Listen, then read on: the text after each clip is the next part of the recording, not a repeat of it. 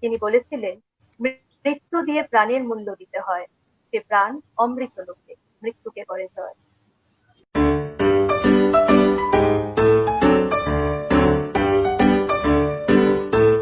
আবার চলে এলাম রবিবারের আলোচনা সভা।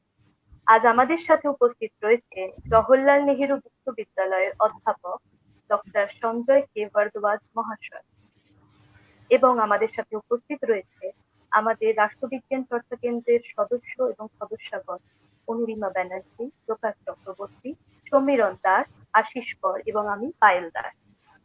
আজ আরো একটি স্মরণীয় দিন। আজ 22শে শ্রাবণ, কবিগুরু রবীন্দ্রনাথ ঠাকুরের 80তম প্রয়াণ বার্ষিকী। তিনি বলেছিলেন, মৃত্যু দিয়ে প্রাণের মূল্য দিতে হয়, সে প্রাণ অমৃত লোকে, মৃত্যুকে করে জয়। এমনই এক বর্ষার দিনে তার বিদায় যাত্রা হয়েছিল। বর্ষণ মুখরিত রাতে স্তব্ধ হয়েছিল তার দিন রাত্রির কাব্যরচনা। বিদায় নিয়েছিলেন আমাদের সকলের প্রিয় কবিগুরু রবীন্দ্রনাথ ঠাকুর 1348 সনের 22শে শ্রাবণ।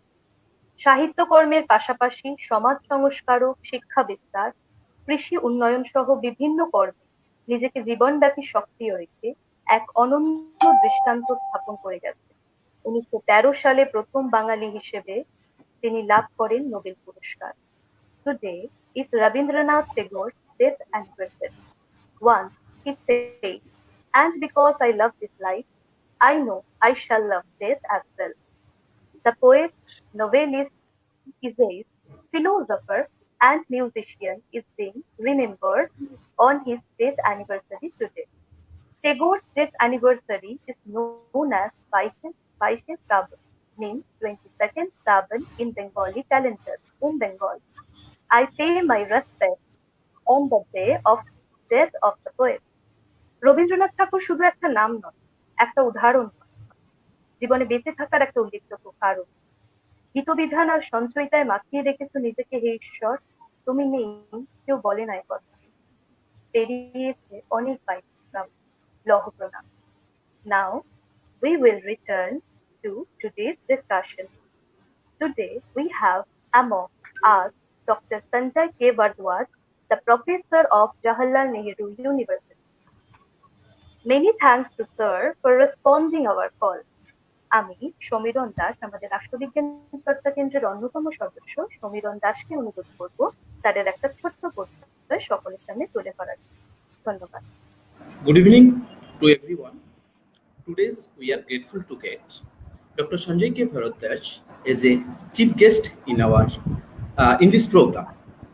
Today's speech related to identity in interstate relation in South Asia.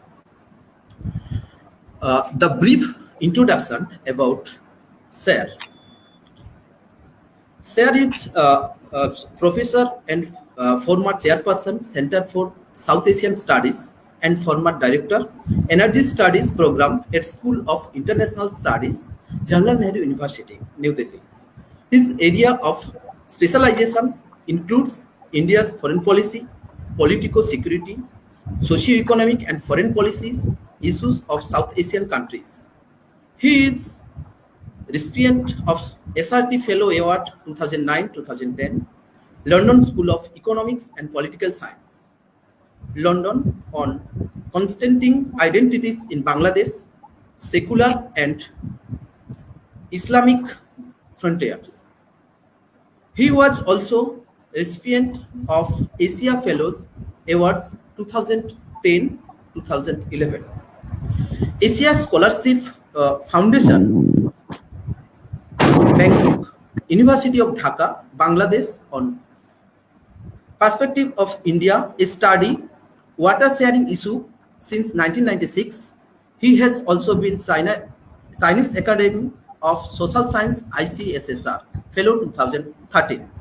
Beijing, China, Chinese South Asia Policy. He has also been ASUSI Fellow 2018 on National Securities Policy, making at University of Delhi. Currently, he has completed 3 research projects on following subjects: India's energy securities, inter-regional cooperation to energy security society, India's neighborhood policy, small and big neighbors in South Asia, identity politics, application for India. He has authored 3 books and over 3 dozen articles, research paper. He has successfully supervised more than 25 PhD scholars on South Asia. Sir, welcome to this program. Everybody is eagerly waiting to hear you. Please, sir, start. Okay, thank you. Thank you for your generous introduction. Good evening, all. Rabindranath Tagore पुण्यतिथि पर सबको नमस्कार. He is respectful for across the border, particularly because I have been working with Bangladesh. Is highly respectful in Bangladesh. You know, the national anthem of Bangladesh, Amar Sonar Bangla, is also written by Rabindranath Tagore. So I'm happy and I'm fortunate that I'm sharing my thought today on the day of his Punyatithi, though the subject is different today that I'm going to discuss with you people. However, of course, the nationalistic construct, or the politics between the states and within the state has been significant factor in foreign policy and interstate relation. So today I'm going to speak on identity in and interstate relations in South Asia. Let me share the screen if I can. Okay, so I'm going to speak today on identity and interstate relations in South Asia. Particularly, I'm trying to understand in the context of South Asia how the interstate relations are affected by the nationalistic construct or identity constructs in respective countries. Let me take you. I'll take you to South Asia first. If you see, this is the map of South Asia. And you can see that this is Indo-centric region, and this Indo-centric region you can see in the periphery the other South Asian countries. They are comparatively smaller countries. India is a regional power.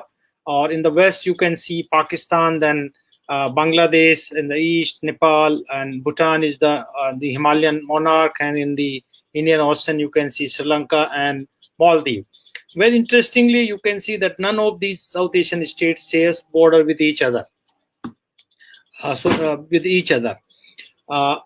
Except India. India shares border with each other. However, recently Afghanistan has also come in the discourse and policy constructs of South Asia. Afghanistan and Pakistan, of course, they share border with each other. If you go this map, the pre-1947 map of South Asia, and then you can see there are different nationalistic constructs, nationalism, communal and ethnic identities in British India, or you can say pre-partisan India. There are like Bengali identity, and that Bengali identity is it's a one kind. It is one kind of joint identity, that it is not. That East Bengal and West Bengal, that was part of British India. Today, of course, that West Bengal is part of India, and the East Bengal is part of. It has become Bangladesh. Though before becoming Bangladesh, it was part of Pakistan as known East Pakistan. You can see Punjab also had been divided into 2 states, India and Pakistan, after 1947. So these are the nationalistic or communal or lingual identities that had been divided, that had been partisan. If to better understand this interstate relations and identity, one can understand in 3 different phase and different constructs that had taken place over the years. First, if you will see that the South Asia is a journey, or you can say it's a journey of civilizational spread to sovereign entity. That we are part of common civilizations, and that over the years that had moved towards the sovereign entity. You can see that these South Asian countries now they are independent sovereign countries: Bangladesh, Pakistan, India, and of course Nepal, all these countries. The second process or second phase, you can see that there is also a journey from colonialization to decolonizations, that how that the colonization had been taken place in this subcontinent, in this region, and how the decolonizations had taken place. And during this decolonization process, the other states identity were also emerging along the regional, along the religious line, or there were also ethnic and lingual voices that had happened during the British period. The third journey, you can see that it is a journey from decolonization to democratizations, that we had been decolonized in 1947, but the process of democratization is still on. Some of the states, South Asian state, is still not fully democratized, or could not institutionalize the ethos and principles of democracy. They are in the category of hybrid democracy, or still they are under the authoritarian, having the authoritarian tendencies. However, most of the South Asian countries are in the category of flat democracy, in different constructs and different definition. So you can see that you can understand that this journey of South Asia, where the civilizational spirit to sovereign entity, how it had been taken place. Let me go more in detail that how we can understand these nationalistic identities, how that had been instrumental in making sovereign identity, and how these identities are still impacting, influencing, determining interstate relations in South Asia. That is the focus of my lecture today. You will see that we are part of common ecological organic system. Common ecological organic system, you can say, we share mountain, we share river, we share resources, and we share boundary and all that. So we are part of common ecological organic system, though we are politically divided today. This region, earlier known as Indian subcontinent, or you can say it was also known as Jammu Diva or Bhardwaj or Hindustan, like by different names it had been known. However, in the post Second World War, or you can say after partition of this subcontinent, mostly it has been termed, and it has been more known as a South Asia region. This term South Asia had become more popular during 1971 war between India and Pakistan. However, this construct of South Asia is a Western construct. Particularly the Americans, they had termed, the State Department of US had designed and defined different parts or different areas of the world for better policy making and for better understanding. And they have designed, this is South Asia, this is Central Asia, this is West Asia, this is East Asia, kind of definitions and terminology had been defined. However, Nehru did not accept these constructs by the Western policymakers and scholars. Nehru had a broader perspective or understanding about these countries. He talks about moreover the Southern Asia instead of South Asia. He had said that this is Southern Asia, and that constitutes from Persian world to Indo-Pacific region, having broader perspective, broader identity. But the Americans were in different moods because they were dominating the discourse during the Cold War period, and they had given definition of that this is South Asia, this is Central Asia. And initially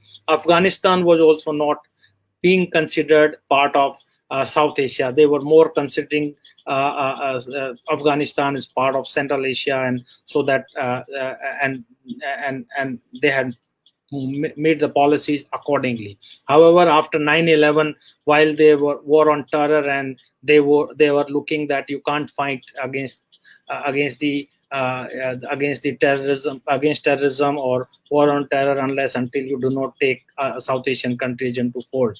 Particularly Pakistan has become frontline state where India had also been very important actor who had been fighting against terrorism for last at least 3 decades.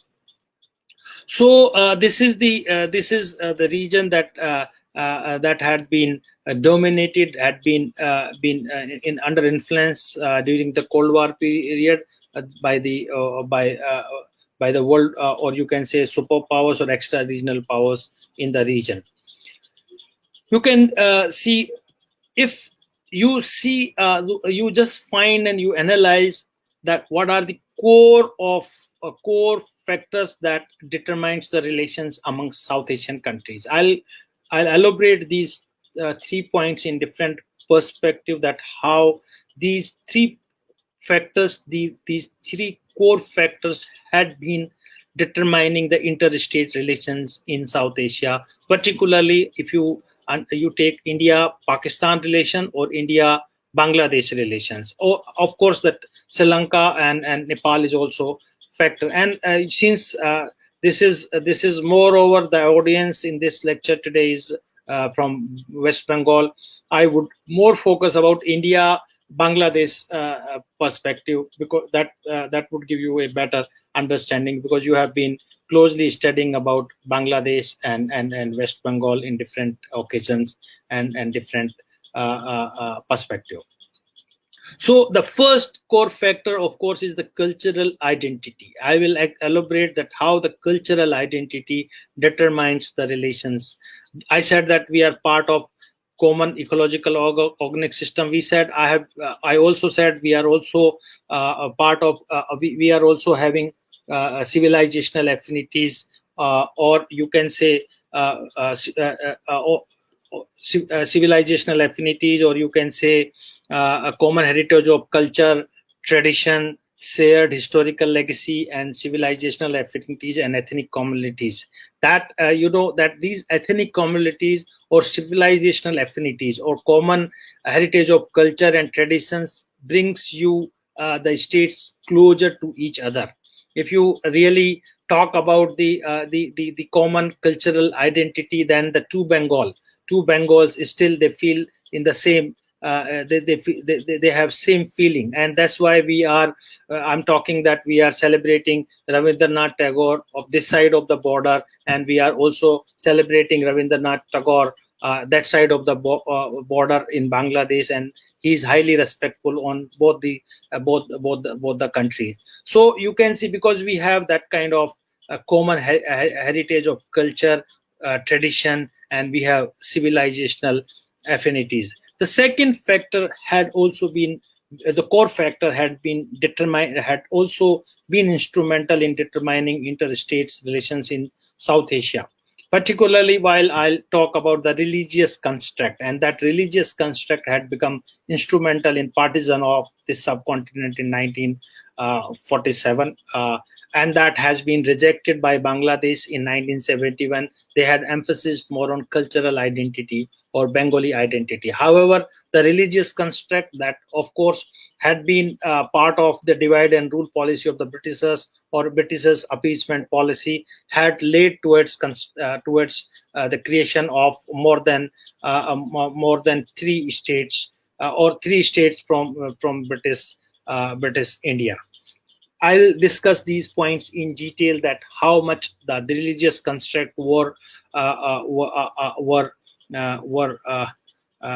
had been influencing the interstate relations in South Asia. The third very important aspects or core factor of this is the small state syndrome or fear psychosis, because of the as I said, because of the asymmetries in real power of the regional states, asymmetries on the issue of size, economy, and military. This asymmetry creates fear psychosis towards other smaller states or smaller power of South Asia, and they creates one kind of, you can say, this asymmetry between the states, and this fear psychosis among the small states creates mistrust and differentiating threat perception.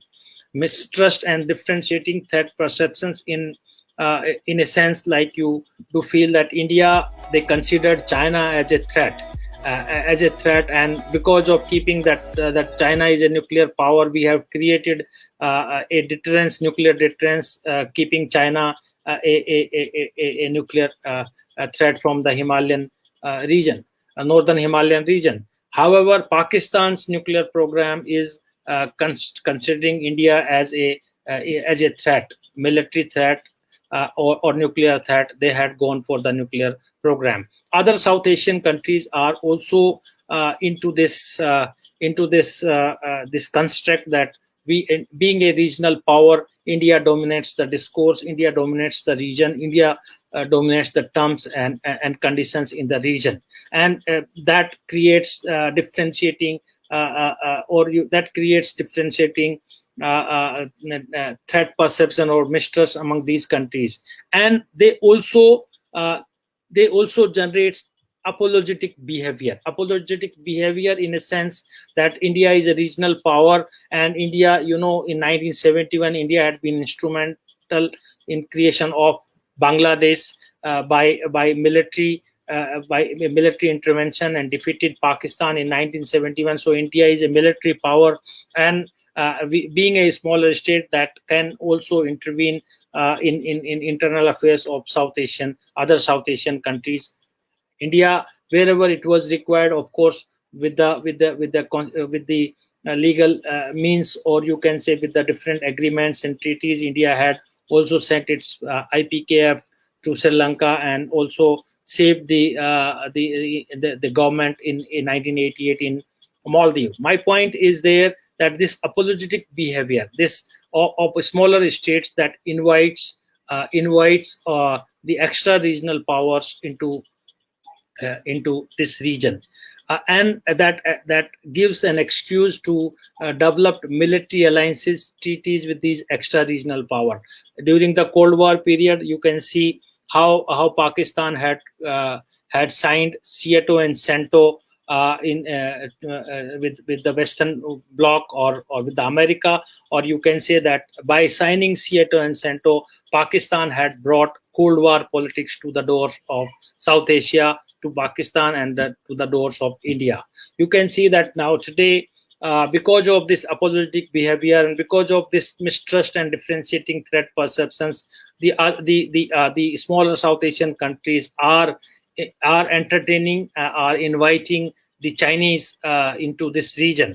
They are coming geoeconomically, they are coming by different economic projects, and they are also having or building ports, roads, and other infrastructures that can also be used for strategic purpose as well. You can see Hambantota port had given for 99 years lease by Sri Lanka, and that the Chinese they are enjoying the rights to utilize that Hambantota port, and that by bringing China into Indian Ocean, bringing China into Sri Lanka, it means that it had brought China very closer to India. You can see how Pakistan, they have gone for China. They have signed China-Pakistan economic corridor, where Chinese had invested around $62 billion, and they have also developed Gwadar port, and that is also in the disputed territory. That is a clear-cut violation of sovereignty of India, where from Gilgit-Baltistan, that the Pakistan occupied Kashmir, the Chinese, they are building infrastructures, China-Pakistan economic corridor, and that is the direct threat to India's security, or India's interest in the northern frontier.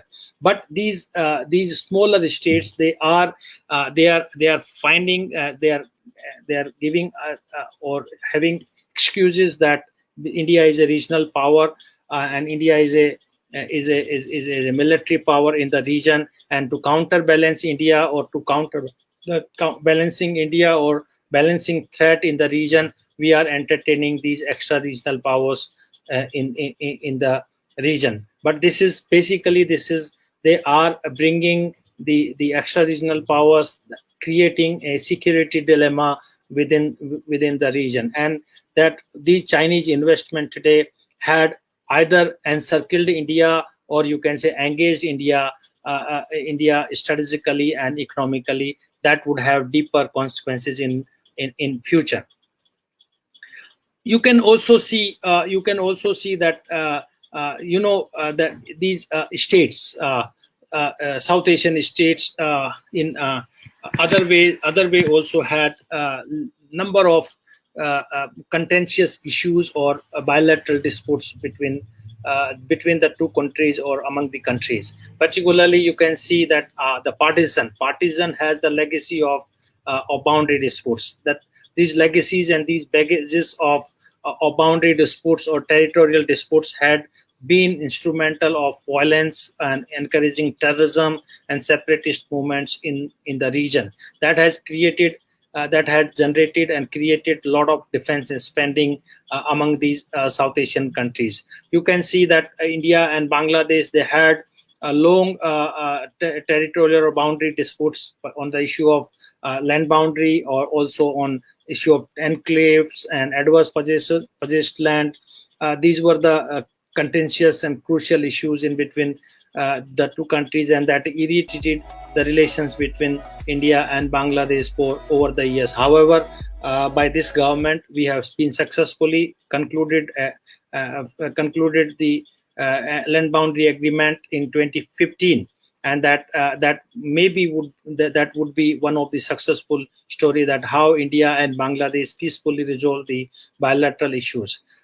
On the issue of Pakistan, you can see we have territorial and land boundary disputes between India and Pakistan, and because of that, this was that the territory of the two countries were decided on sitting in drawing room, or that by the Radcliffe Commission, and this Radcliffe Commission had become a Radcliffe blunder over the years, how it has been created conflicts between the two states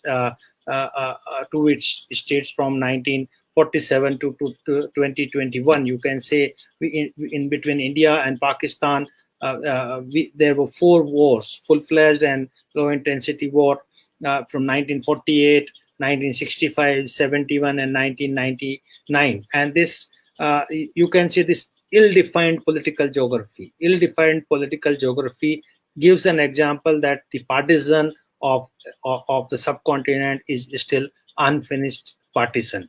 So you can see that these are leading towards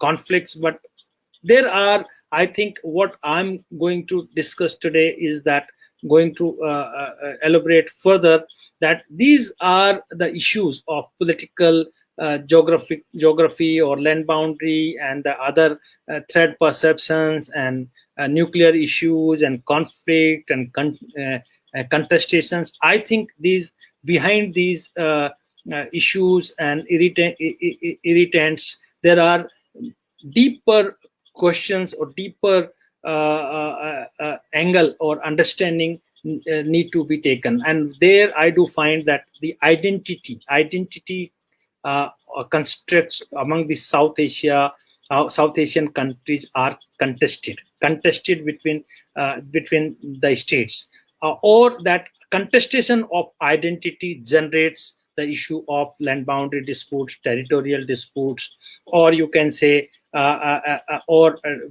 generates mistrust and differentiating threat perceptions, and the extra regional powers are taking advantage of this contestation between the states of South Asia. What are these contestations? Where are these contestations? Let me come and discuss about what do you mean about identity.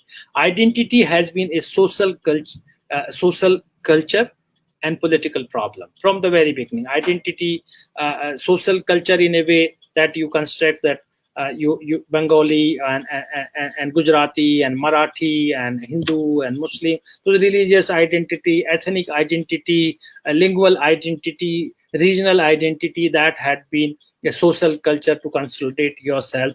But it has become a political problem, keeping the complex and homogeneity of this region.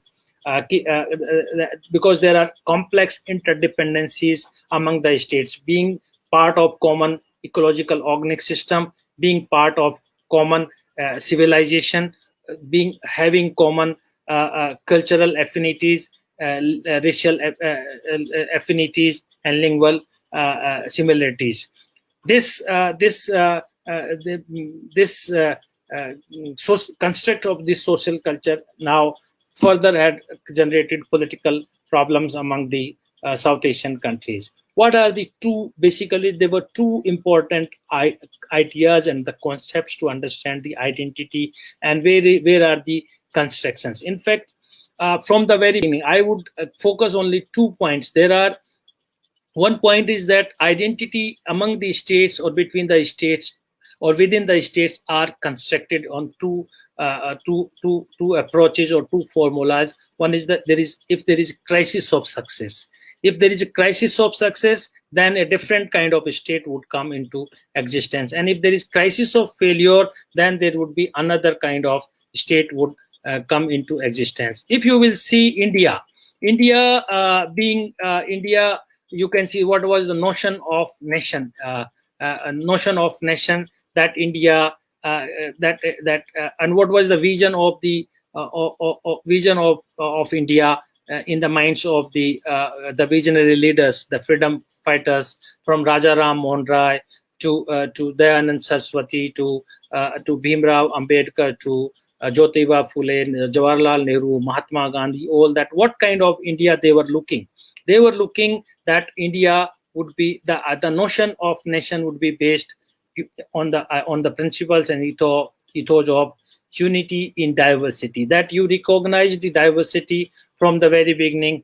Like Mahatma Gandhi said, that I'm proud to be Gujarati, but I'm Indian. That kind of inclusive identity, that inclusiveness in the identity had been institutionalized, or you can say had been mobilized over the years by different visionary leaders, from Raja Ram Mohan Rai to Gokhale to Rana Day to Mahatma Gandhi.